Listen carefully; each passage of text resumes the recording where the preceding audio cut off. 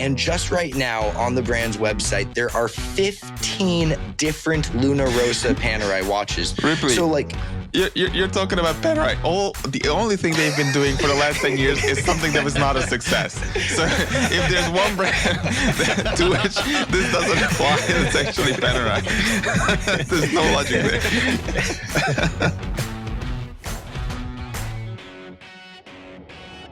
Is it possible to overcharge a solar watch? Nope. I don't believe so. I think they have, there's, it's a solar panel in it, but it's basically recharging a rechargeable battery. So in the same way that like you leave your camera batteries unplugged, the light goes green. And if that happened overnight, it's not like it keeps charging. Okay, let's get to the point. Rick wants to have a YouTube channel where he just shoots smartwatches or solar watches with laser beams and be like, let's see what happens. Does it charge it? Does it it's funny destroy that this is coming from the person in Scotland asking if your solar watch is going to get too much Is it sun. possible? I'm just excited about the idea you could overcharge something solar. Never seen sunshine before. I That don't much know. light? Is it possible? Anyway, right, let's crack on and start our show. So I think a round of applause to begin with this week to Tudor for producing the same watch as they've already produced, but this time in yellow. So let's begin our show. The round of applause to Tudor. Well done, Tudor. The skill and talent involved. Excellent work. Okay, greetings. Welcome to our show. Can that please count as the clap in, by the way? That kind of the clapping this week will now just be each week we will give a short round of applause to something in the watch world.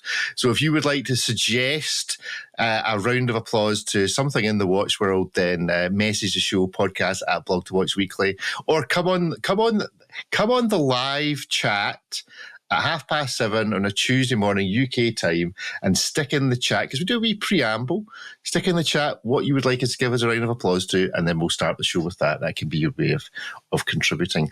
Anyway, so the big question this week for, I think, just Ariel and Ripley, although David may be able to answer this question, is the F1 movie any good, or have IWC backed a donkey? It's very got visual. great. Oh, go ahead, Ripley. I was going to say it's very visually entertaining. You know, there's sort of this whole story of how it was even filmed could be a very interesting documentary, because you can't just make an F1 circuit and F1 cars and do all of this and have it race. So they actually mounted them on the cars. Brad Pitt is in, I think it's a 2 or 3 year old car that they filmed at these circuits. They worked with Apple to take the same technology that's in the modern iPhones to shrink them down so they could fit into the cars and not disrupt the aero with them and get those really dynamic shots. And so what you get from the film is different angles than when you're watching TV. You know, we're all familiar with the 360 shots. You know, we got the visor cam, but this is different. It's just not what they are currently using for like F1 TV or Sky Sports or whatever. So you get some very, very dynamic shots. If you watch F1, it is very unrealistic. Very unrealistic. We didn't even discuss the number of points on his license that might have accrued throughout the film, or the conflict of interest of having relations with your technical director. But there is a great watch scene. Yeah. I'm not going to spoil it, but it's a subtle dig at Rolex. So go see it, and you can keep your eyes out for it. Are the Rolex banners all still in the background of the Formula One? Yes. So everywhere. So much. No way. So they didn't CGI them for LVMH. They're now the sponsor of everything. No, but I think that's almost okay. They did work in, so it was filmed over the course of like last year, and I think they wrapped. It spanned 2 years, and so you do see an LVMH trophy being presented, a Louis Vuitton trophy. So, they got the branding in on it. Okay, good. The movie. Go ahead. Mm-hmm. No, go on. I would say the movie feels like the visuals came first, and then they had to like wrap a plot around it. And the visuals were like Brad Pitt, car racing, and a lot of watch shots. I mean, that's basically the movie. So if you like cars and watches, it's awesome. But I mean, they unfortunately chose a sport that isn't very exciting. Like just in not soccer, narrative or plot. like in a lot of F1, it's sort of like chess with cars. It's their strategy. It was some of it's pre-decided based on how you used your tires during qualifying and practice over the weekend. It's little subtle changes, undercuts, overcuts. This is not like, the big Hail Mary Super Bowl moment. It's a very different sport. So it inherently doesn't lend itself to like really exciting passes. It's stuff kind of like NASCAR, unless there's a crash, they're just kind of going in a circle. There's a lot going on and it's hard, don't get me wrong, but it's not necessarily the most dynamic thing if you were just watching a film about NASCAR. They'd have to spruce it up with some story and some drama. And in F1, where there's really no contact allowed unless, it's total racing incident. I got a lot of Speed Racer vibes. I love the Speed Racer movie, the live action one. That thing was awesome. From like 2000. I'm just saying, a lot of it, I just felt like that. Like it was kind of silly. Only the Brad Pitt racer does the weird stuff. Every other driver is like a bot, basically, right? Has to follow the rules. But this Maverick who thinks outside of the box. The reality is they would all be doing funny business at that point. So it kind of feels like this cartoon where there's like the good guys and the bad guys who are really dumb, but good. Again, it's a fun movie visually. I'm really happy we got to see it in IMAX. Again, I can't stress how many good watch shots there are. There's so many IWCs in the movie. I was going to say, any shot I've seen so far still, and I don't know, it's just because I'm into watches, but all I can see is IWC. They're everywhere. It's like all the closeouts that they couldn't sell, they just gave to the entire crew and cast, and they're just like, here, take the last 3 years of unsold watches. Problem solved. Well, this is my question. Are IWC going to sell any more watches because of this? Does it give you the vibe that, folk are going to be into IWC watches? It's better. It's a better done integration than some of the other ones in the past. Like Richemont especially has had some hits and misses. Some of the IWC ones, I keep mentioning Wall Street too, very hokey. I think it hit a high point. John Wick. Well, that's not Richemont. I know it's not Richemont, but I'm just thinking of hokey watch. When they were in the Iron Man ones, that was fun. Still hokey, but fun. And the watch winder. But what I like about this, the watch brands are getting more aggressive. Like they're no longer okay with like a quick 1 second scene. They're like, we need to be in the shot like every 6 minutes, like if not less. Like there's more watches in there than Brad Pitt, I think. There probably is, because you can only have one Brad Pitt, and this is like a room full of people all wearing IWCs, and it's not because they're like sponsored by IWC and their drivers. It'll be like the team owner, random rich person. Everyone's okay, big pilot, everyone's got an IWC in this world. But I think it's smart for them because unless you're the sponsor like TAG is of the whole F1, it's really hard to stake, carve out a niche in F1 for yourself or get yourself associated with it. And I think doing this in a big manner, in a very mainstream manner, like the F1 movie, there's going to be so many people that watch this movie that will never, ever wake up at 4 a.m. on a Saturday to watch it, but they'll watch the movie. So I think it's a really good way for them to correlate themselves with F1 and just sort of build that association. They do have a very legitimate partnership with Mercedes that's been long running as well. So it's not really a new thing for them, but this is a great way to not let TAG have all the fun, basically. Yeah. Well, we'll see whether we'll see in a year's time what the sales have done to IWC. It did nothing to help LVMH. There was the trophy, I think, in there where they had that was the only nod to them, where they had the Louis Vuitton they missed the boat case. on that. Chris Granger even makes a brief cameo in the film. Oh my goodness! Does he? Really? Mm-hmm. He does. I wasn't looking as a driver or love interest or no. Very, very brief. Very brief. The Bremen brothers in what was that film? They were both in Kingsman. They were both in Kingsman. They were both in Kingsman. Or at least one of them. So we now know that IWC gave away a lot of watches. You know what? Yeah. Good for the crew and cast. Yeah. I'll be interested to see whether you can identify the bump in IWC watch production as entirely for this movie rather than because they sold any in a year's time. But we shall see. Right.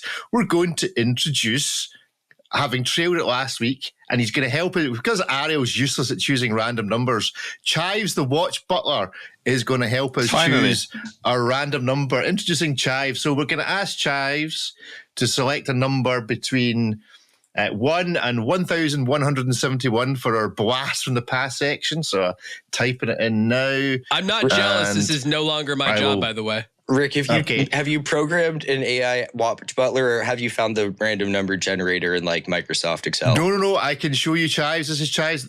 I tested it, so this is the third time, and I've programmed him with a bit of an attitude. So third time's charm. I'll bless you with 1,090. He's got a Scottish accent. 1,097. That one's got a limited edition no one asked for. Maybe a bronze case with a salmon dial. Slap the 12,000 called. Now, seriously, well, okay, he's getting a bit annoyed that all I've done this morning is ask him to generate random numbers. But let's go to page 1,100.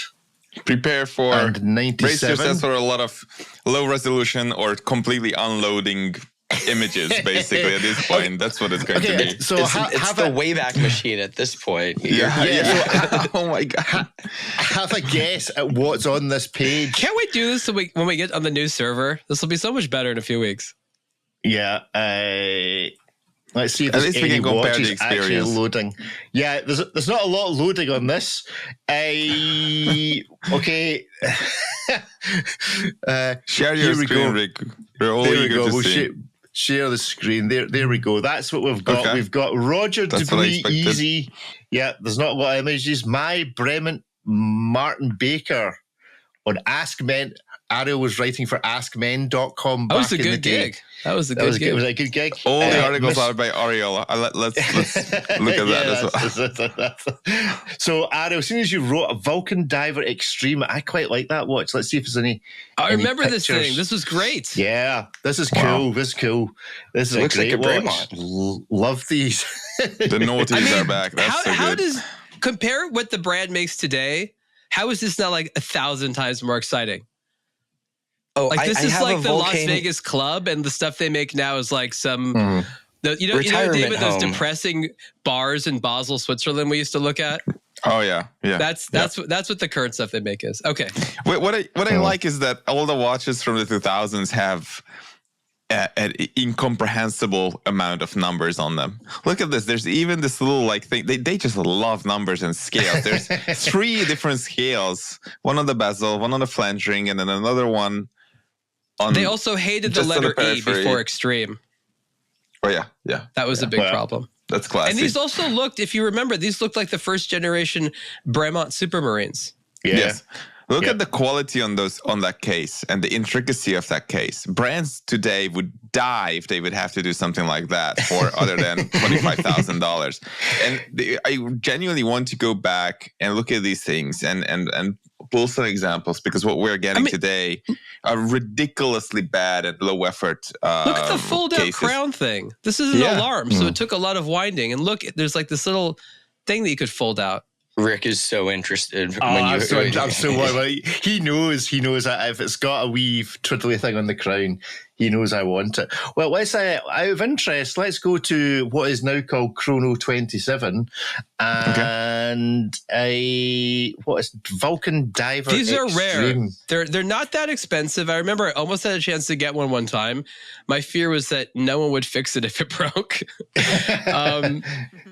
But they're not that expensive. At least they weren't until recently. Again, no one even knows to look at them, but they not that many of these were made. Yeah, I've got a Vulcan which is very similar to this, but it's not the extreme version. It is. You got to go extreme. What are you even doing? You didn't get the extreme. Right. There's literally only 3 of them, it would appear. The only one I ever saw in the wild for sale was like at a dealer who had these originally as new unsold stock, and they're like, "Oh, you want one of these?" Yeah, there you go. $2.5 grand, $3 grand, maybe. Yeah, not crazy. Yeah, but those are the ugly ones. Oh, that's how dare you! That's what they were trying to be in early. You remember like the Roger Dubuis that looked like this? Yeah. Oh, yeah. It's a cool watch. It's a cool watch. Anyway, good stuff. Right. Well, there you go. That's a little blast from the past. Chives' first outing in the world of the internet. Let's have a look at this from Ariel, if I can find his most recent article, which should be bang on the homepage. And if whoever's calling me on WhatsApp live in the show could stop doing it, that would be fine. Right, Ariel, industry must resist the temptation to surround itself with sycophants. There's certainly a sycophant born every minute at the moment in the world of watch media. I think we would seldom be accused of doing that. We are never afraid to bite the hand that feeds us, so to speak. Ariel, what's your conceit on this particular topic? Well, we went with sycophants because yes, men and women just didn't sound as as snappy. It's just funny that you can't just say yes men. Then you have people saying, "Well, what about women?" Like, really, is that not enough? There's plenty of yes women. Yes, this watch media sycophancy is an equal opportunities. There's a lot of layers to this argument. This is something I've been talking about for many years. Really, what I'm focusing on right now is the exclusionary practice at brands to keep people away who they deem not supportive. I discussed this concept of supportiveness and how it's really kind of screwed up and completely divorced from what a relationship between brands and media should be. But I explained that these brands actually keep negative opinions away such that they live in these echo chambers, and we can see the result of it. And so I talk a little bit about the history.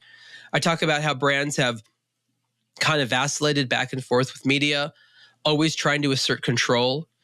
Talk about what's at stake, and I show a lot of examples of brands that fall into these easy traps. There's no incentive, honestly, in most of these brands to speak up or ever give your actual opinion.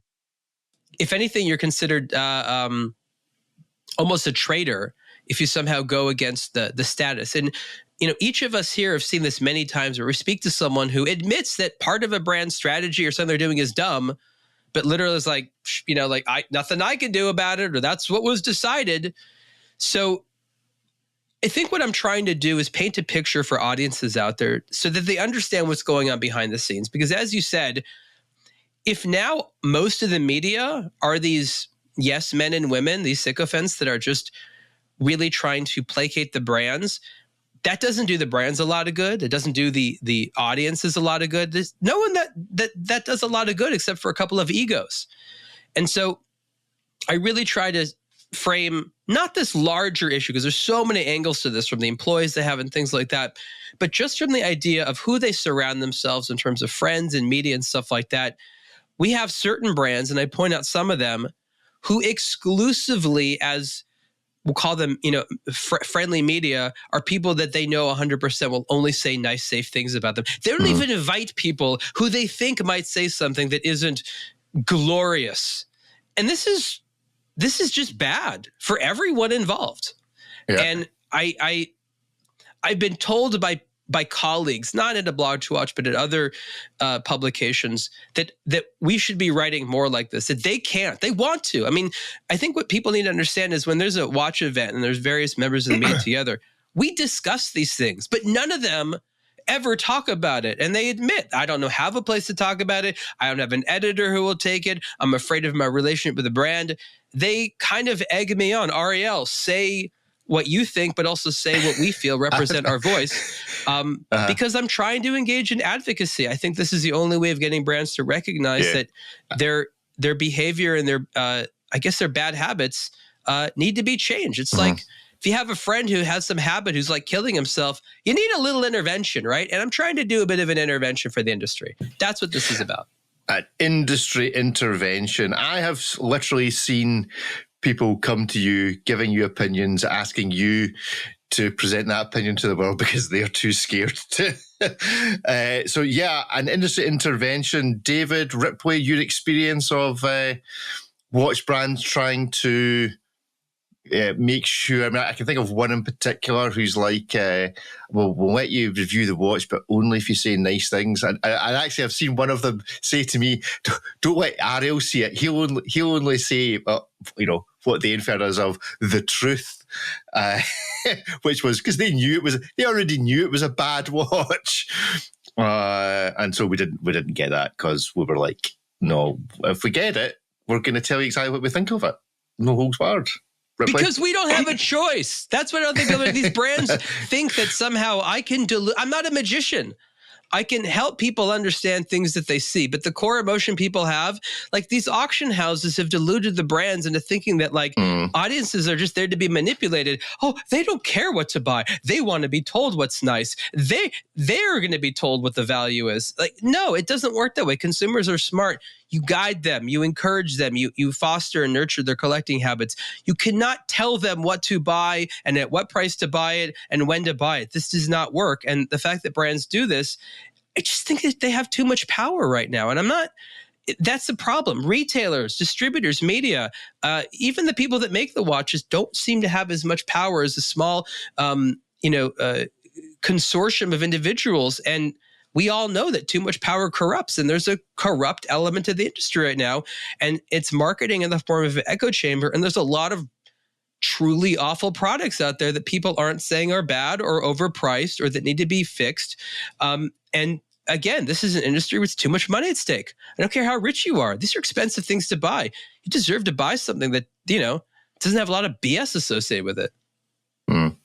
Well, I don't think criticism needs to be, I think just the mindset or how you look at criticism needs to change. It's not like we don't like you. It's this what thing you did wasn't successful or 100% successful. Back when I used to play sports, there was kind of always the thought of don't stress out when your coach is yelling at you. It's when he stops yelling, you should be worried, because at that point he doesn't care. He is just not going to play you. Like you're not even in consideration. If he's yelling, it's because he knows you can do better and he expects that to be better. And I don't think criticism at all is a bad thing. That's how progress happens. You try something, it was X% of the way there. Try 2 is closer to 100%, and that's how progress moves. They don't want progress. Yeah, but if I did something on my first effort, it was like, guys, what do you think? And you said it's brilliant, it's fantastic, we loved it. Just keep doing that. It was amazing. It's perfect. I'm not going to do anything to make it better, And so that's kind of where progress ends. And so I don't think criticism, and I don't think we've ever written something that was just 100% start to finish bad. We discuss things and the pros and cons, point out the cons, discuss the things it does well, but contextualize it all. But that's only because David's article on Richard Mill's not out yet. The stuff that's really bad, it's not like this stuff doesn't exist. We just don't write about it. There's so much bad stuff in the world. Like, we don't need to spend thousands of words telling you that this is basically something that isn't worth your time. So if we're going to be writing about it, just by virtue of that alone, it means it's worthwhile to some degree, even it's for us to vent our frustrations about something that the brand has done. But that's not necessarily a bad thing. You need your friends, like Ariel said, to be honest with you, and that honesty is ultimately how you improve and grow. So let's look at what the watch industry is. Well, let me say this, David. This is the watch industry is a process of making a tool better and better and better over time. You admit that it used to suck and now it's better, and it could still get better after that. There's always room for improvement. I think it's part of Casio's core mantra, always do better, constant improvement. That is a core essence of this industry and why people like watches. For the industry then to say, no, it's art, and this is my expression and emotion are above reproach. That's all horse shit. I'm sorry, but we have to face that all the time. If something is not good and we don't like it, we're supposed to say it doesn't work, because we're in the industry if things are supposed to be iteratively better and better. That's why we're in this hobby. We're not here to get things that are just pretty things floating in space. I mean, some people are, but that's jewelry and porcelain figurine collecting. Sorry, David, go ahead. Yeah. Oh, I think one thing we are forgetting is that a lot of these brands think that they cannot afford to lose one bit of goodwill or one bit of their presence and their immortality in the eyes of the audience. So any form of criticism destroys their status, and because they have to rely so heavily on their status as a be all and end all manufacturer of these nice things, any of these critical reviews or even words or sentences or whatever are in their mind a nail in the coffin of the brand. It's not about them not understanding that the next product will hopefully be better than the previous one, or this is how you make better products through listening to criticism, but rather to say that they have this image that they are desperate to maintain toward the audience, because if they don't do it well, somebody else will. And there are some of these brands who are in the eyes of the audience untouchable. If you look at us or anyone else criticizing Patek over the last 15 years, up until the last year or so, people were like, how dare you criticize the Holy Trinity? People were like defending the brand on the brand's behalf because they have consumed so much of this nonsense that this is a brand that can do no wrong. So now that, and the brands know that, this is where we can aspire. Maybe one day we too can become Patek, the untouchable brand, although we have seen that fall now, finally. So again, this is, I think, something that they're trying to take care of and aspire toward. That's a very interesting perspective, David, to share a little bit what's on the other side. And I sympathize on a human level that a lot is at stake for these brands. What you're describing is this industry is competitive. And if they're not offering enough for the money, the consumers will find that out. And they're desperately hoping that we as media fill in those shortcuts, right? Like if they're not doing something appropriate, they want us to be like, yeah, it's not great, but you still are going to love it. They want us to do that extra work for them. We're here to transmit authentic passion to people that wouldn't discover it. We're not here to make up for their faults or to, overlook their shortcuts and things like that. And I think that's what one of the problems come in. So we need that access. We need them to trust us. But it really comes down to the fact where by virtue of us being interested in covering them, we think that like 80 or 90% of our attention is going to be positive. Maybe the other 10 or 20% is questionable, but it's like overall we're lifting them up. They expect 100% positivity. Forget about them ever wanting to pay for any of it. That's a whole other story. But they can't contend with anything less than 100% support, even if at the end of the day, with our 90 or 80% support, we're still helping them make a profit. That's all true. So compare and contrast that with the car industry and how media deals with the car industry, because I don't get the feeling that they're quite as precious. Like they stop, we've seen magazines, but we've seen magazines criticize cars and then they still get the next one in for a review. Those days are gone, I think. Right. Okay. You think that I don't consume a lot of car media nowadays as I used to, so maybe it's like the old-fashioned top things tier. Things have changed, Rick. David's right. Right. Okay. So so who's following who? Is everyone just trending towards the posture of control? We want to control everything about media. I mean, you see in Formula One, I was sitting watching Formula One and my wife was asking me, why is there somebody standing next to the driver recording what they say that's also obviously in the driver's team? And it's like, well, because they want a record of absolutely everything that was said so that they can check that the message is the same, that no one's deviating. Because you can even tell, if some journalist asks if some journalist ask Max Verstappen, Max, I see you're wearing a Tag Heuer today, but see at home, do you wear Rolexes? If somebody was to ask a question that was not part of the standard fare of sycophancy in F1, that would be recorded, and that journalist would just not get access to these drivers. Is the watch industry ahead of that curve or behind that curve? Is it getting worse or is it getting better? I think the people at the watch brands think the stakes are higher than they are. David and I years ago used to joke that with embargoes and new releases, like these brands are treating this like it's nuclear secrets. Like this is to freaking watch. Why do they care so much about, you got to promise never to tell anyone about this. And they just take themselves too seriously. I mean, it really just comes down to that. the stakes are not that big for them. And they will continue to sell watches. There's no product out there that is universally loved. There's no brand or watch out there that's universally well received. You know, I tell brands, I'm like, look, go read your average Rolex review on our site or others. Like, you think it's 100% positive? No, it's usually like 50-50. It's sort of like sports. If everyone loved the same team, the whole hobby would be boring as hell. Horo swagger, passion plus story equals sales. Yeah. Discuss Borisic, fear of criticism, speaks to deep insecurity and the clay feet of the industry as a whole. Yeah, that seems to be getting some applause in the chat. So what's the future? Do you expect... I mean, with the number of shows that there now are, so you've got, we discussed this last week or the week before, Watches and Wonders. It's International Watch Day is the 10/10 thing. I think that's what it's called. 10th of October. Ripley's falling asleep even thinking about it. Geneva Watch Week, Geneva Watch Day. Do you think, I mean, are brands just not going to get the coverage?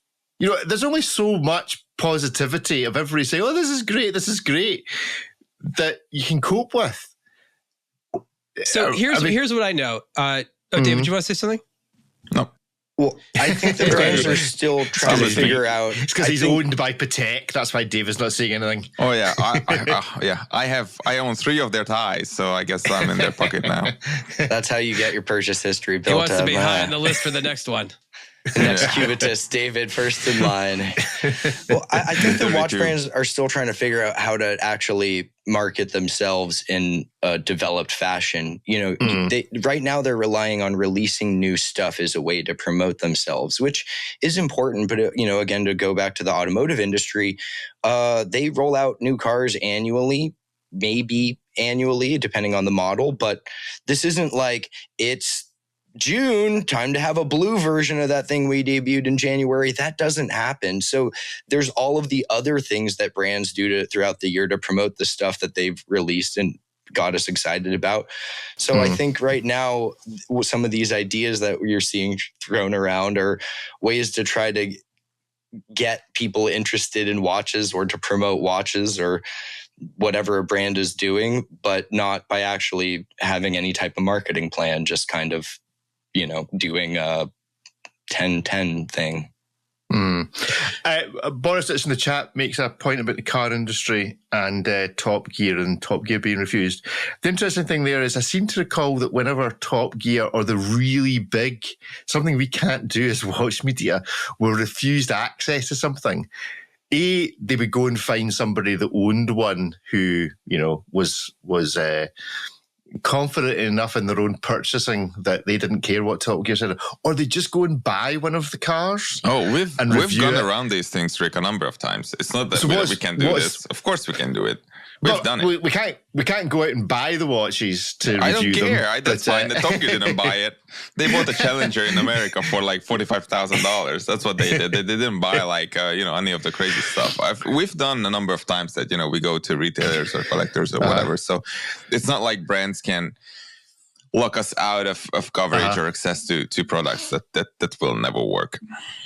So I just wanted to comment on sort of the cyclical nature of access and what you're talking about.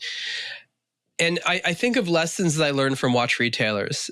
Very early on in this industry, the fight that media is now having with brands was a fight that retailers have been having with brands. And we see what that's translated into, where the brands fight with retailers. Sometimes they need them when they have poor distribution, but if they think that they're popular, then they'll build their own stores and try to cut them out.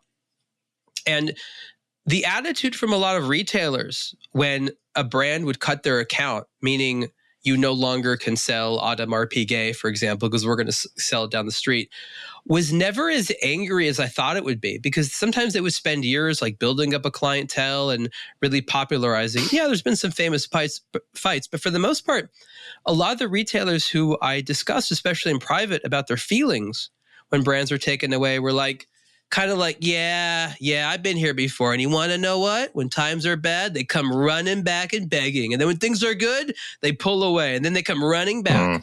So the brands have had a couple of years where they're like, oh my God, guys, we can control it all. We don't need those third-party opinions. We can pay influencers and we can pay Meta and get straight to the audience, and we can do it all of ourselves. And then they realize, that's hard and expensive, and these influencers cost a freaking fortune.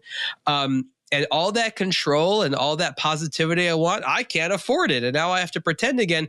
Oh, wait a minute. There's those watch media guys that they have some influence. Maybe I'll chat with them again. And then it sort of starts all over. So we have this cyclical cycle of how they sort of need and don't need third parties.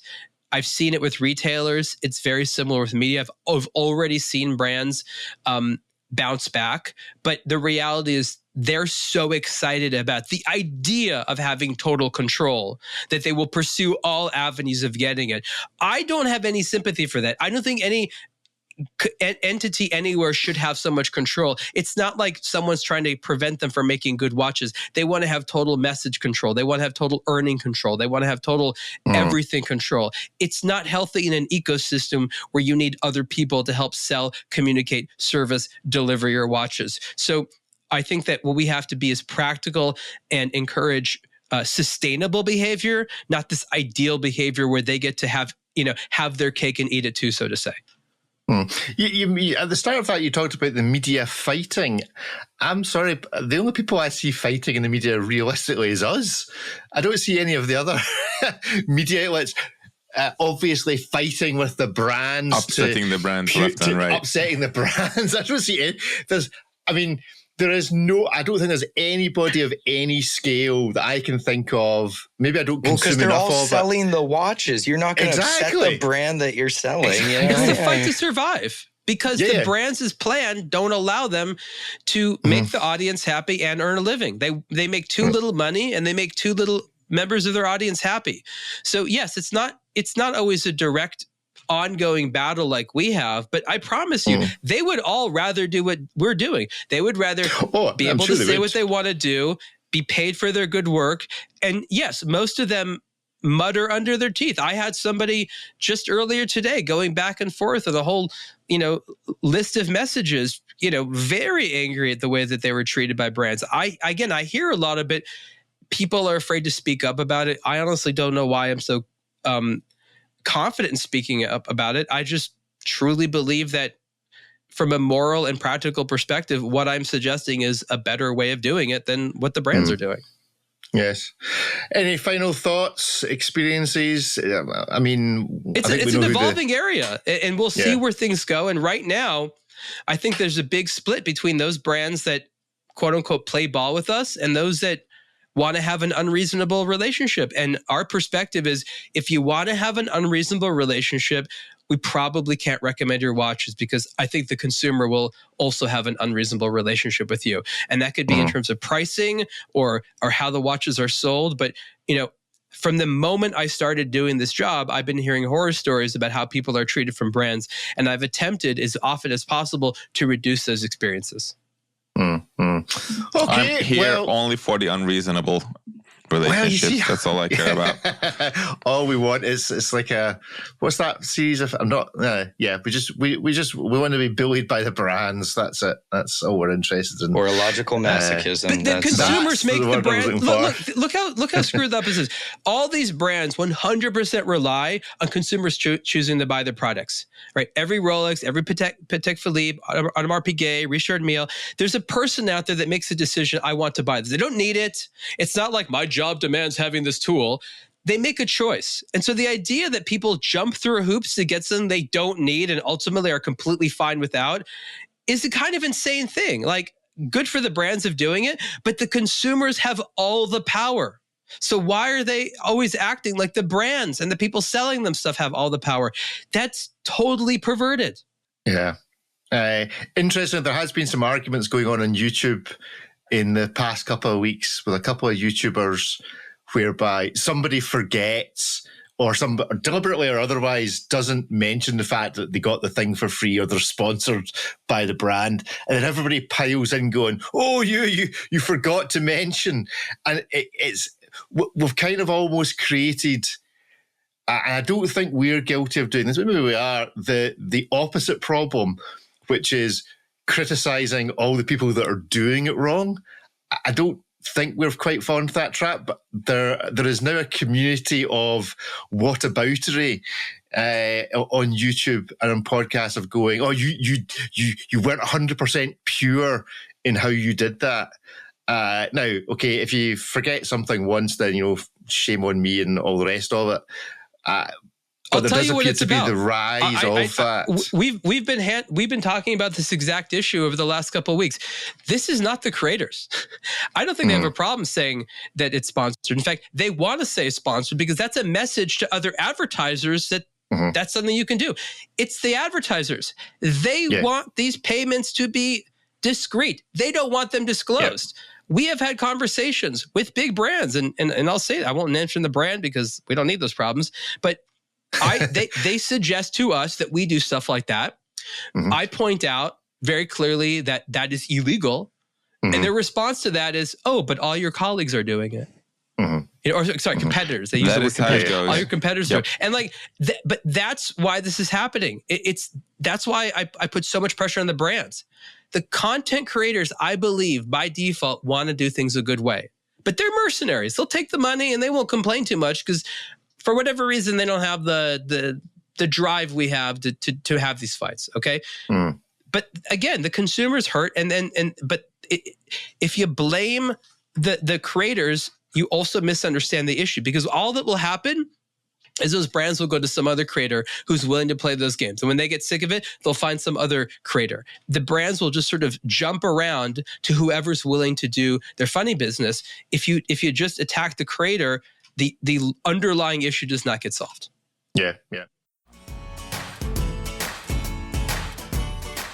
Ace Jewelers of Amsterdam and German watchmaker Nomos are back with another exclusive set of 50 pieces to help celebrate the 50th anniversary of the popular and dynamic retailer of horology. This is not the duo's first successful collaboration, with these new exclusive products being their 8th and 9th limited edition watches respectively. This time, Ace Jewelers and Nomos focus on 2 sizes in the Metro Neomatic collection, each with a distinct palette of Dutch aristocratic orange colors. For centuries, orange has signified some of the core values of Holland, including personal freedom, tolerance, pride, and overall good cheer.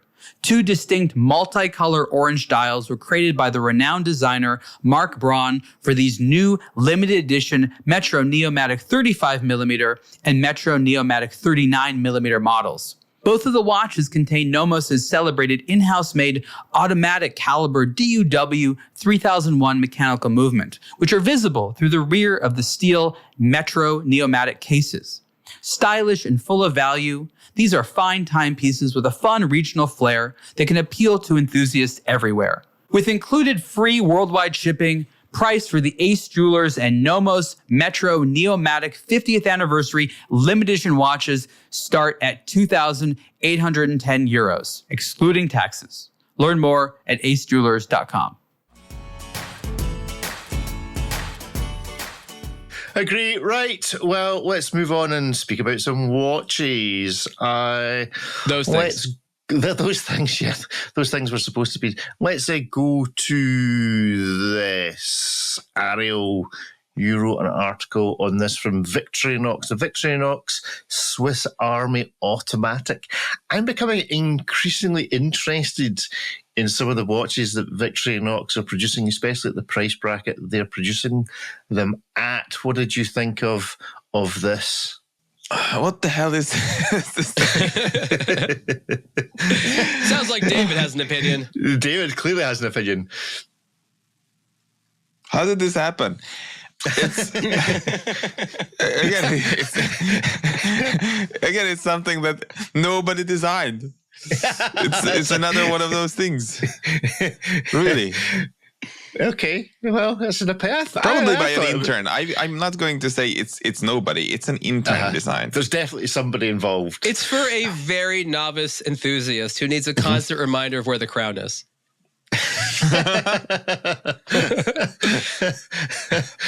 Also, if reading the minutes is too difficult for you, then forget it. You can't on this one.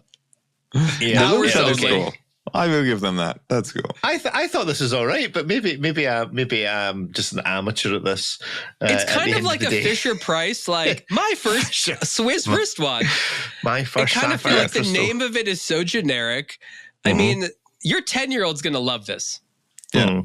Aren't there a few too many my first Swiss watch that's not too good out there at this point? I mean, look, Victoriaox has all those my first like pocket knife, so they just have to have the watches to go with it. Yeah, right. Okay. In the chat, it's being identified as the Longines. Well, so how many watches can you identify in this watch? So I'm seeing Panerai for the numerals, Longines for the shape. Those sword hands is Omega. Anything else? The bezel, obviously Rolexy, but actually quite Christopher Wardy in its execution.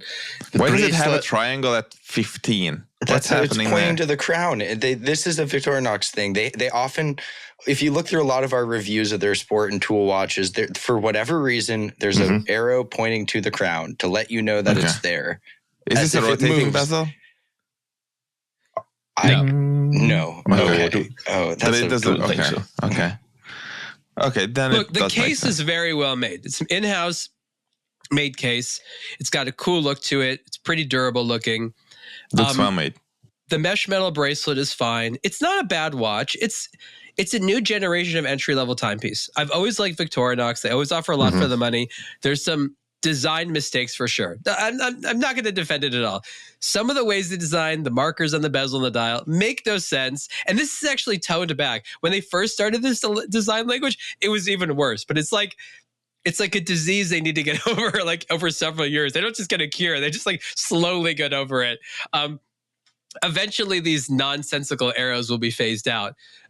But I think what goes to show is that every couple of years they're trying to do something new while focusing on a heavily Swiss-made product that does, fit in around that $1,000 price point. And again, with all these other brands up there pushing prices even higher, I kind of forgive some of these weird design quibbles. Because again, it is a well-made watch.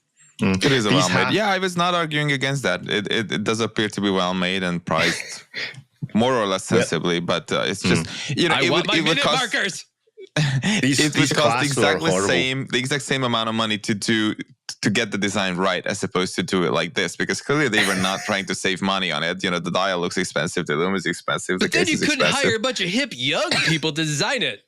That's true. Young people know things that from a kindergarten, probably. Yeah, it's funny that they put the outline of the Swiss Army knife on the display case back, as if the most interesting thing about this, when explaining it to someone, when there's nice watch, thanks, it's Victoriaox. Who? The Swiss Army knife people. Oh, really? They make watches? Yeah, and you flip it over and show them the stencil of the watch, like that, or of the knife. That's almost why I can imagine it's there. That this is just to make it known that this came from the same people who make the knives. I get confused. I think a corkscrew is going to come out of the side of the watch or something.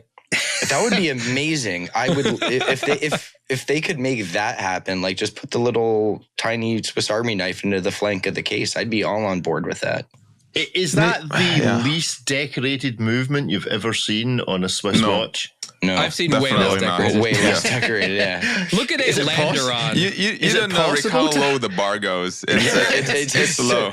Someone has taken it and buried it. How less decorated can it be? Landeron. Don't ask that question. Who did I write about? I wrote about somebody who was a major offender. Landeron, right? I'm going to the brands. We'll do this. It's a movement maker that's quote unquote Swiss made. Oh, right. Okay. So it's not actually a watchmaker.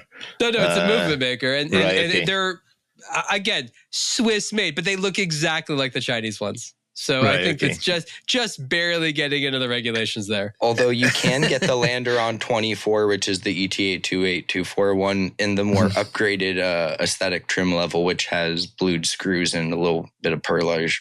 Wait till you actually see what it looks like. You'd be like, wow, did the machine do this? No, the machine would have done it nicer. I don't know how they've done it. Okay, right. Well, let's move on. We will do some hit miss maybe, but let's go around the room and see who's actually got what on the wrist or on the table. Ariel, what are you wearing today? I'm wearing a watch that matches my shirt, though completely unintentionally. This is the embroidered Otto RPK bezel. I'm just going to say that rather than Royal Oak bezel. I just think it's funnier. And this is a watch that came out like just now. Okay. This is a red and white for the for Canada Day 2025 Marathon Navigator. And this is their latest Canada Day one. And they have a couple of cool little things on there. It says Adinak on the side, which is Canada backwards, which is a brand name that they also own. And so for many years, they had that on their military watches. And apparently that passed through because the watches were not supposed to say where they came from. But they're like, we want everyone to know these were from Canada. So this is a proud one. And for the 60th anniversary of the maple flag, which I did not know. The maple flag in Canada is only 60 years old. Yeah. All right. Before that, there was a different flag. So the Submariner has been around longer than Canada's flag. Canada. Okay, my house has been around longer than the whole of America. So there we go. Or the whole of the United States of America, because obviously there were people there before the white people came across. Let's not get into that. Anyway, David, what are you wearing? Or what's on the table today? On the table is the good old... Is it upside down? Is it? Oh, yeah. It doesn't have anything pointing at the crown, but it's I love that you love that watch, Super David. 7 Euro. Yeah, I freaking love this watch. It's so great. I have it around. I wear it around, but just not at home. I love the fact that it's always super accurate and looks funky. That's a good combination. Good. Ripley, what are you wearing? In fact, it's the watch we're going to talk about next. And what's you wearing attired the in? hat of the fictional F1 team from the IWC movie that they gave us. Like Ariel. Do you think there's a chance that someone actually, like the ultimate flex of Apple, the richest company in the world, would now be to actually launch a genuine Formula One team?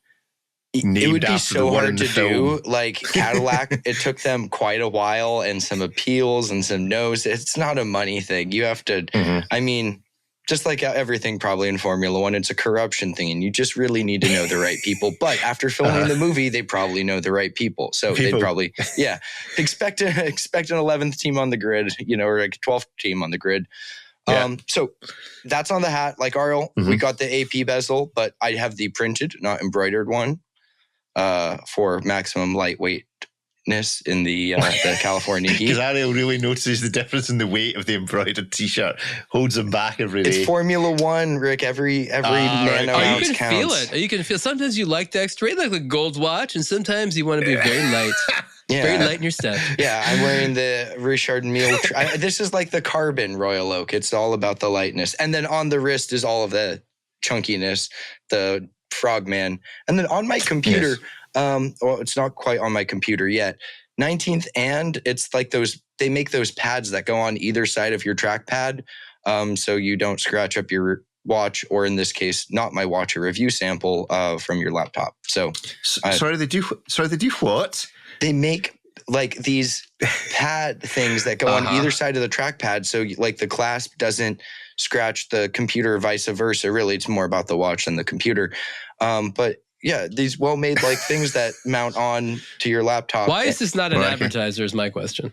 Yeah, they need to be sponsoring just use this one of podcast. These. That solves the problem. I did tell them, I'm like, you're talking to people who are always wearing watches that aren't ours that we don't want to scratch, and we're on our laptops all day. I think this would be a great.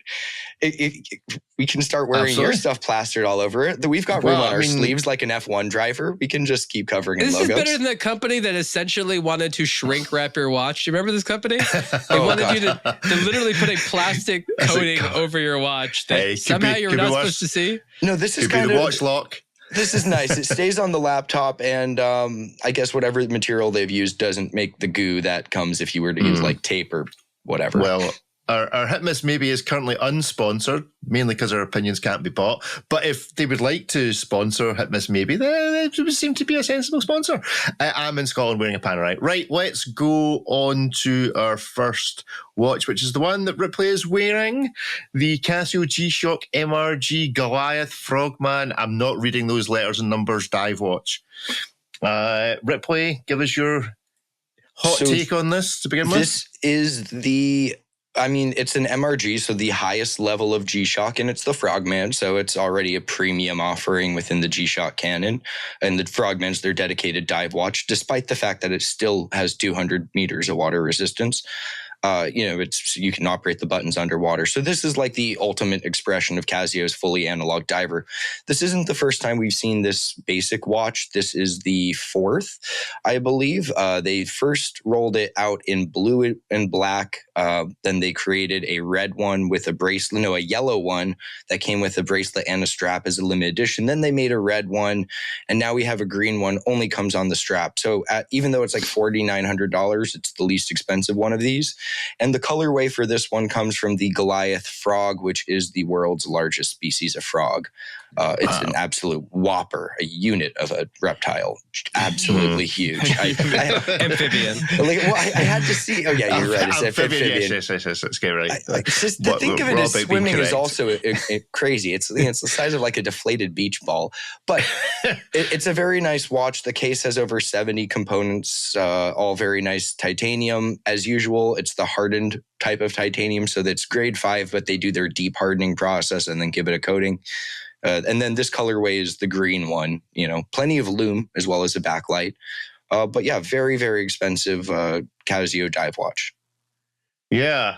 Okay. Let's give it a vote. Is it a hit, a miss, or a maybe? 1, 2, 3, go. Join in the chat. Oh, got a gather round. So first of all, a maybe from Ariel. Why is it a maybe? It's a strong leaning towards hit, but I have some issues with this. So obviously, big Casio fan, big MRG fan, big dive watch fan. I don't quite get this watch. It's intimidatingly complicated for a sport that you don't want extra things to sort of think about. I don't really know I think it has like a depth gauge on there or something. I just don't really know what it does. I don't understand why this is better than some of the other ones. Like, I guess I'm just a little bit confused here. It's no doubt well made. It does a bunch of stuff, but they have other watches with this movement. They have other Frogmans that seem a little bit more practical for diving purposes. I guess I'm just not aware of exactly why this is better than some of the other watches out there. I appreciate some of the elements, but the sum of the parts just leave me confused. I think the diving feature is in its diving mode, the hands stack in 0. So the hour and minute hand move together in one giant hand fashion. So to make it easier to track elapsed time. Now, if that wouldn't be a factor, if it wasn't such a cluttered dial, or if it was like the digital Frogman, which is just a digital screen, kind of idiot proof. So they've kind of created an issue and then created a solution for the issue that they had created for themselves. Okay, it's been suggested in the chat that James says in the chat that this watch looks like it fell on you and trapped you against the floor.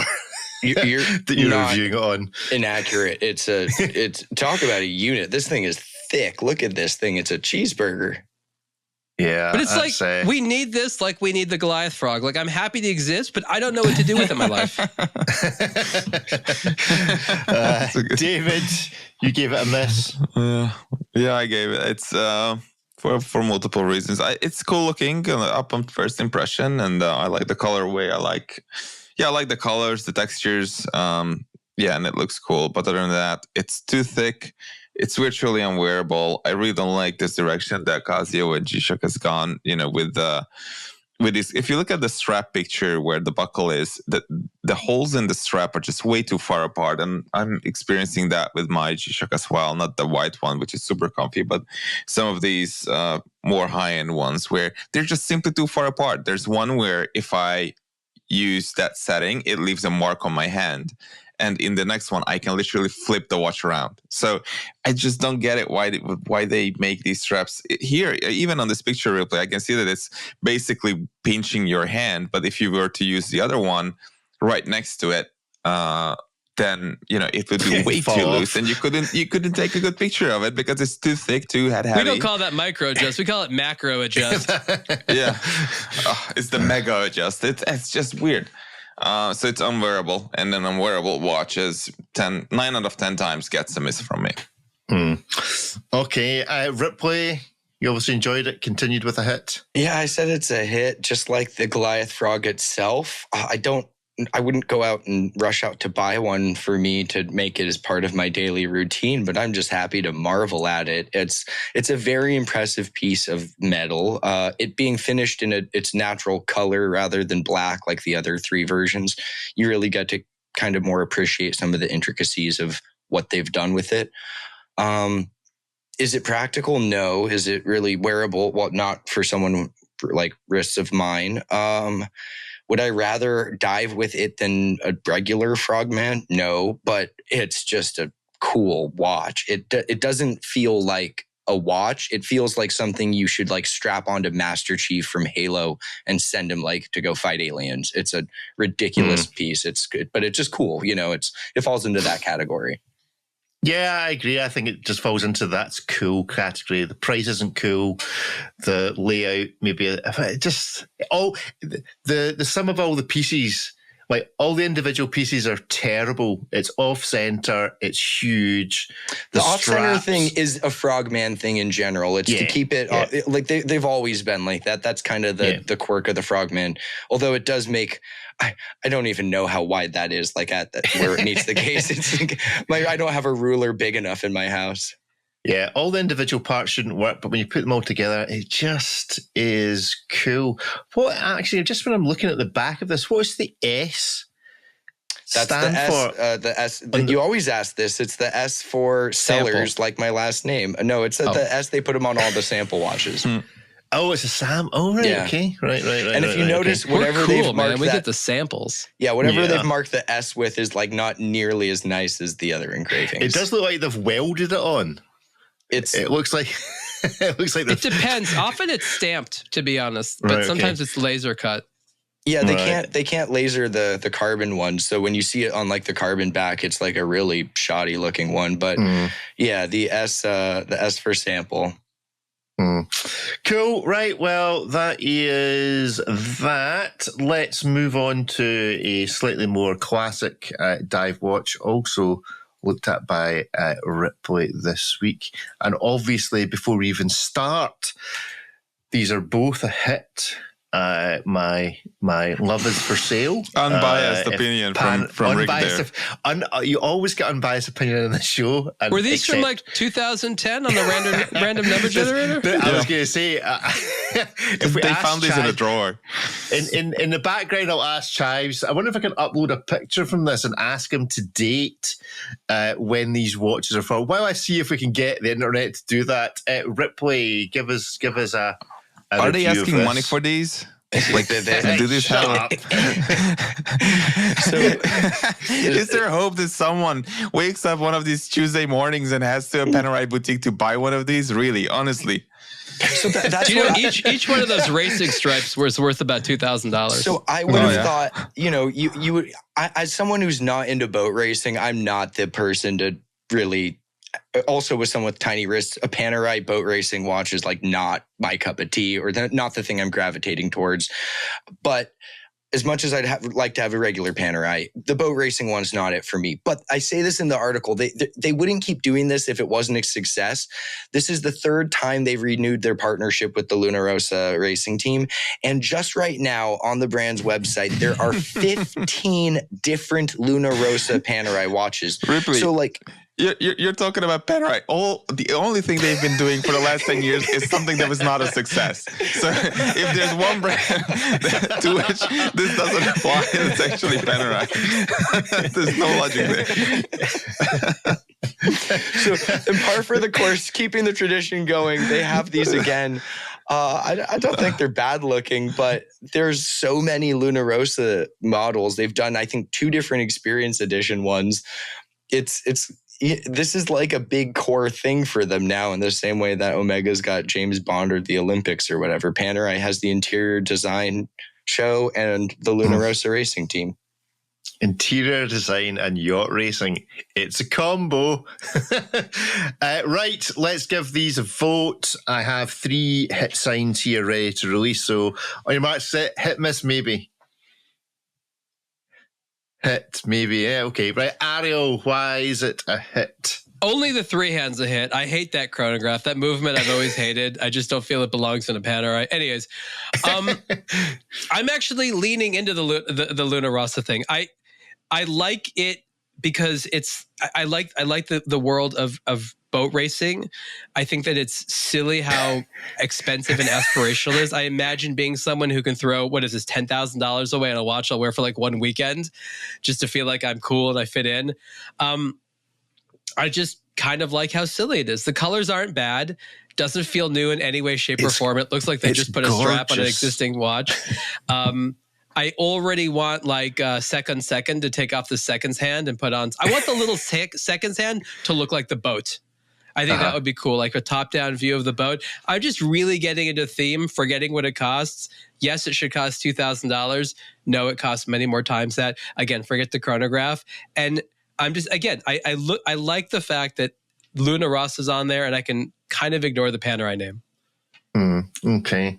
I should add that so Chives, the Watt Butler, has correctly identified this as this year release. Should also add, for anyone that uses ChatGPT, you can look up Chives the Watt Butler. I think this is how it works, that I've made it a public release. So you too can consult Chives the Watch Butler if you wish and send us your content if you can find it on ChatGPT. So if you want a rude Scottish AI to tell you watch related stuff, apparently Rick it's exactly how he's been programmed.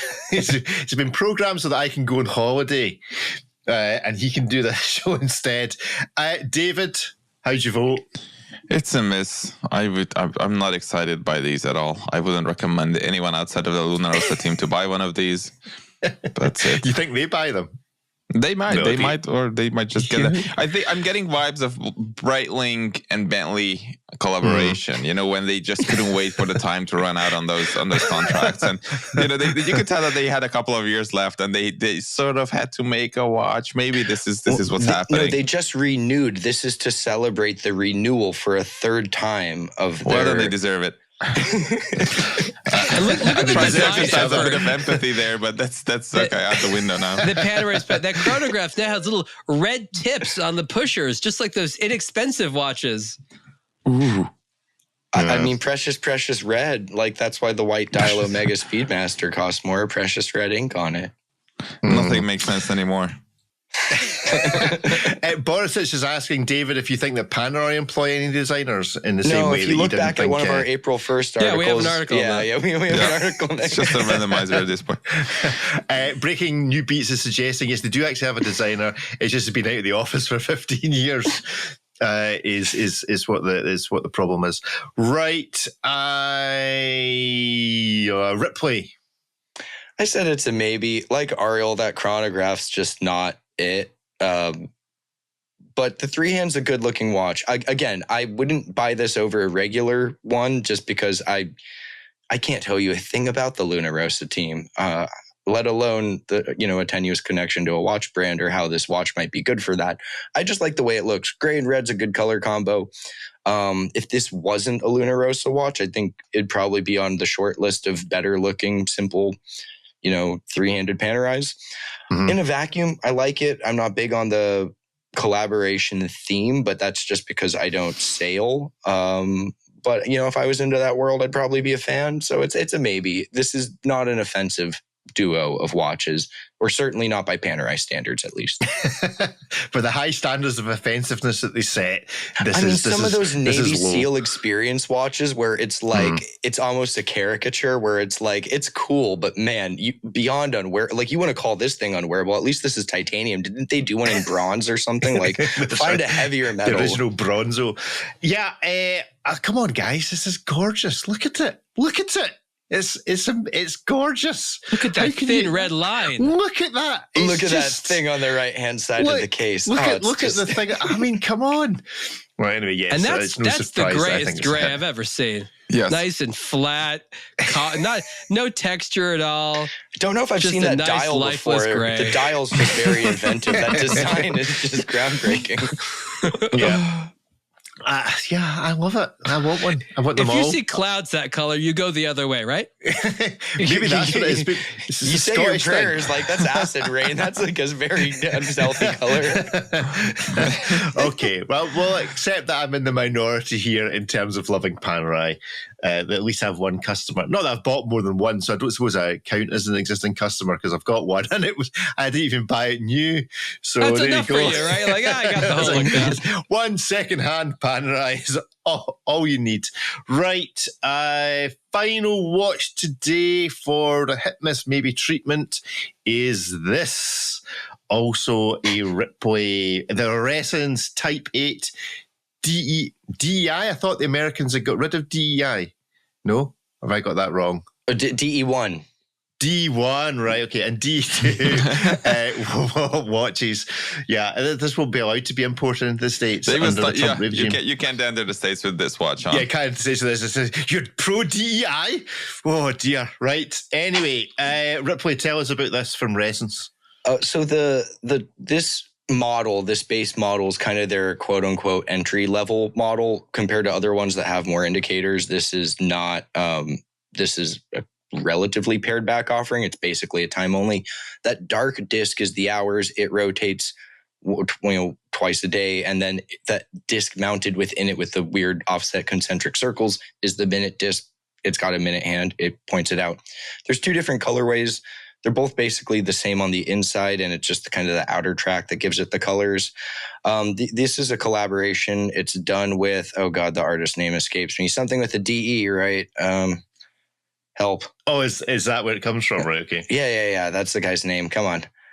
His name's DEI. No. He's not getting the States either. It'll say it multiple times in here. All the right, guy's you want me to name. say Daniel Engelberg. Engelberg, yes. Engelberg. Anyway, this is sort of in his style where this translates well from their concept to sort of this art series he did. Very interesting watch. Kind of reminds me of that AP with the offset concentric circles that augment the depth. But in this, it's sort of the reverse. It gives it a sunken appearance, but at the same time, it's a domed thing. Someone in the comments said that the pink one looks like a stoned fisheye, and I just haven't been able to shake that thought out once they said it. So there's that now. But it's a very artistic expression of a Ressence for a watch that normally looks kind of like a weird smartwatch. This is a very different aesthetic direction, and it's their entry-level model, but it's a collab, so it's quite expensive. It's a stone's throw away from some of the more complex models, but it being simple works very well for the design. And if you look up some of the artist's artwork within this series, it very much sort of mirrors this offset concentric circle playing with depth sort of concept. Cool. And Ressence seemed to be a brand I thought was going to really take off like 6-7 years ago. I thought this is the future, and it just doesn't seem to have really advanced any of the. Is it struggling, or has it reached its? Have we reached peak Ressence? The price floor is high. Like these are expensive watches, even when they're done on a minimal level. It's based on an ETA movement, and it's this like magnetically coupled module. I've never had one in my possession for an extended period of time. They're wound and set through the case back, but because it's magnetically coupled, you have to turn it slowly. You can't just torque it. Oh, right, okay. So I imagine there's, Ripley's twerking days are over. Yeah, you can't twerk your Ressence. So I think it's not necessarily the most intuitive or easiest one to use. The older ones that had a bunch of oil in them, God knows where you're going to get that upper module serviced. So I think people were scared off from it. And when it's like $30,000, it's not necessarily the thing someone just takes a flyer on. So they have their audience, and they're working within it and diversifying some of the designs they make, but they're all expensive. This is like $20-something thousand, and this is like basically a two-hand. Yeah, 22 and a half, and it's a two-handed watch. Yeah, based on an ETA. Okay, is it a hit, a miss, or a maybe? 1, 2, 3, go. Being very generous today. It's 3 hits. 2 hits, 3 hits, and a maybe. Ariel, why is it just a maybe? So I consider the founder of Ressence a friend. We have interesting conversations. We've been very honest with one another. And I know a lot of the background stuff of why they haven't achieved some of the things that they've done. A lot of it has to do with very difficult to make. Not a lot of them have performed very chronometrically well. And I'm kind of against the idea that on top of the already high price of a watch, we need to pay more because now it's suddenly an art object, when I'm sure these dials don't cost that much more to make and there's already plenty of built-in margin to share with the artists. So on one level, I like that they're doing this, but I don't like this as like an excuse to be like, and charge a lot more money for it, because now it's not just a watch, but it's collectible art. And that's just marketing hooey. I can't really tell if this is pretty or I'll get really kind of annoyed at looking at it after a while. They're quite small in size and a bit feminine, so I'm not sure if it's right for me. So I like the idea of the brand. I will second the idea that if you are concerned about reliability and the thing working perfectly, Ressence, or not every product might be perfect for you. And again, I'm just not sure if this is nice enough to actually be considered art on top of a Ressence. So again, maybe because I like a lot of things the brand does, but I don't think they've ever sort of hit the potential they could have. And again, for sometimes very understandable reasons. And I admire a lot of a lot of the things they worked on. I mean, Benoit, the founder of the brand, has put in an enormous amount of love and passion into building something. David, you give it a hit. Yeah, easy hit for me. I really like the application of these shapes and colors. They seem to go organically with the overall theme and design and functionality of the watch. So I think it's a cool execution. I wish these were not quite so damn expensive though, but cool looking pieces. Ripley? Yeah, it's very expensive. It's not something if I had the type of money where this is like a trivial purchase, I'd happily vote for and get one. So that's why I said it's a hit in a vacuum, irrespective of the price or the ownership or performance of it. I just think it's a really cool looking piece. I wouldn't necessarily, want to treat it in the same way I would a collectible piece of art. But in terms of just a very visually striking watch that has some interesting things going on mechanically as well, yeah, for sure. This thing looks cool, and I'll take the stonefish eye one. I think the brighter colors make it much more dynamic. In the chat, Horoswagger making the point of, or I suppose posing the question, is it possible that Ressence could make something similar to the MB&F Mad 1, something that takes it down a level of accessibility? Or is this basically to get this effect? There's really no other way of doing it than it costing 22 grand.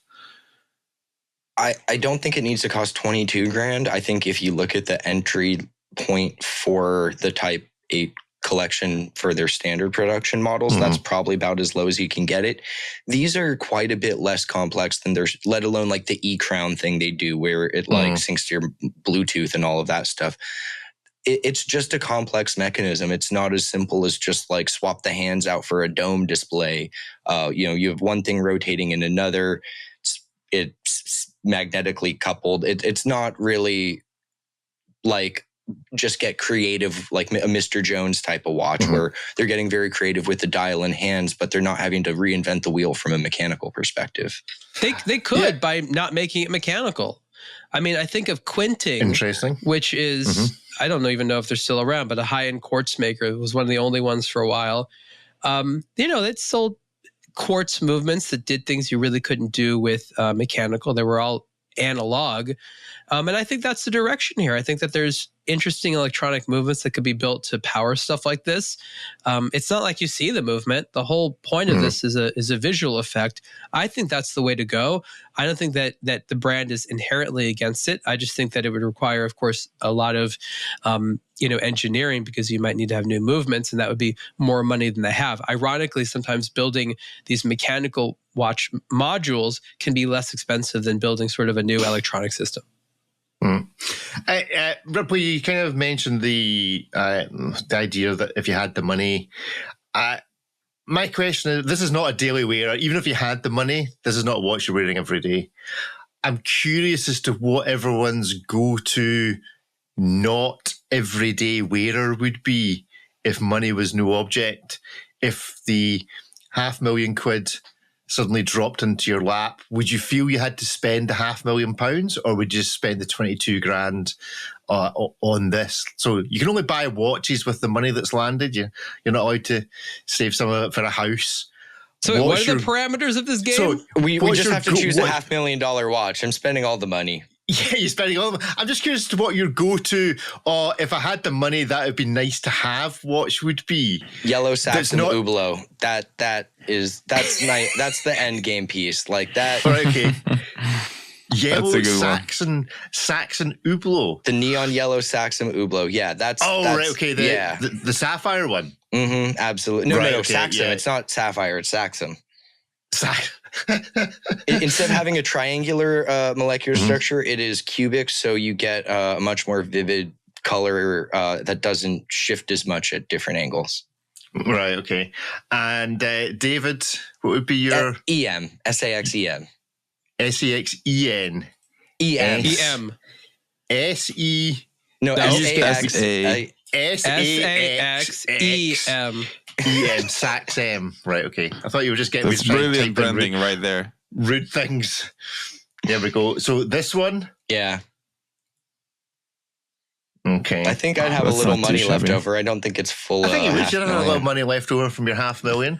But I'm just it's like what is your frippery watch? The one that you're like, yeah, just for the sake of it. David? Oh, I would probably get a Daytona dripping with diamonds. Probably that's what I would do. So I would get a rainbow Daytona probably. A rainbow, not just or a rainbow Hublot. I'm wondering if actually everyone's go-to frippery watch turns out it's an Hublot everyone would buy. I could get an Hublot too. I mean, there's some nice ones out there. Yeah. Yes, nice ones. Right, Ariel, ultimate challenge, making a choice. Yeah, I don't know if actually the budget's enough for it. I'd probably I'm in the mood lately for... Compromise, Ariel. No, $500,000 compromise. Only in this hobby. I've been thinking about something like a Grubel Force or a Ferdinand Berthoud. That's been in my taste lately. Something like that. Again, those both have watches that far exceed. $500,000 doesn't get you a lot of Grubel Force these days. Good. You can get you a I small can barely one. get a tourbillon. Maybe one. You get one finished component in the movement for $500,000. No strap. People have been asking in the chat. They're disappointed, Ariel, that you didn't name. You haven't yet named what your complications that you wish to invent are. People are asking from last week's show when we were talking about you've got this idea of complications for watches that nobody does. The people want to know. That people might want to steal the idea, but the people want to know. Let's be honest. I have a history of having a lot of my ideas stolen. And I've been burned a lot by enthusiastically sharing. And all of you guys know all the creative projects I'm trying to work on all the time. So I genuinely want to hold on to ideas for the opportunity to maybe do them sometime. Because again, this industry... likes to take things that aren't theirs. Good stuff. Right. Well, that is our show for this week. If you're tuned into the aBlogtoWatch weekly live channel on YouTube, then you're going to hear a very brief discussion about why Ariel thinks, because Ripley's tipped me off, why Ariel thinks Tudor are producing a lot of chronograph watches at the moment. But you'll have to go to the live shows to find out the reasoning for that. So from the main show, that's it. Goodbye from us. Cheerio. Bye-bye. Bye, everyone. Bye.